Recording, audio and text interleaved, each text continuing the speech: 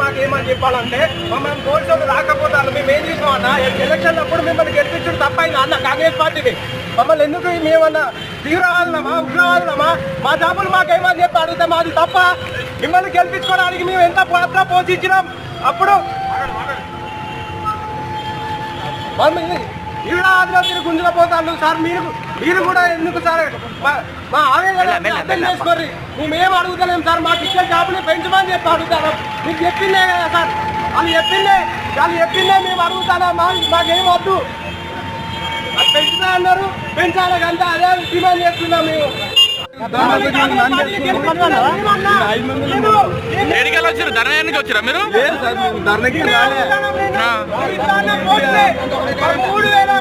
మేము 5 మంది అంటే మేము ధర్నాకే రాలే